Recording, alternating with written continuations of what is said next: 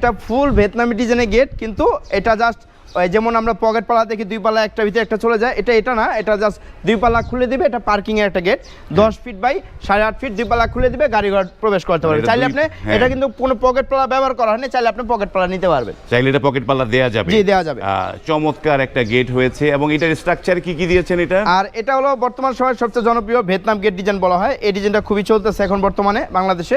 যাই হোক, এটা হলো আপনার হলো এখানে মাল ব্যবহার করেছে 2 অ্যাঙ্গেল, 5 মিলি মোটা অ্যাঙ্গেল, 14 গেজের মোটা বক্স এবং 6 মিলি মোটা প্লেট।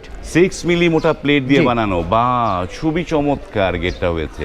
হ্যাঁ, অসম্ভব সুন্দর। এটা 6 মিলি প্লেট এবং পিছনে কোনো মিরর শীট দেওয়া হয়নি। হ্যাঁ, এটা মিরর শীট হবে না, কারণ যেহেতু এটা পার্কিং, ভাই বলছে এটা খোলা রাখবে।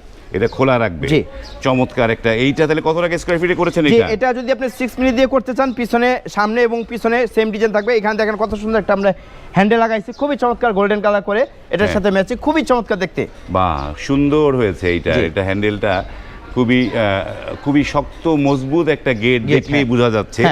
এই তো এইটা স্কয়ার কত টাকা স্কয়ার ফিট বলে? এটা 6 মিলি মোটা প্লেট দিয়ে আপনার 14 গেজের মোটা বক্স দিয়ে 2 অ্যাঙ্গেল দিয়ে 5 মিলি মোটা অ্যাঙ্গেল দিয়ে এটা আমরা পার স্কয়ার ফিট 1500 টাকা।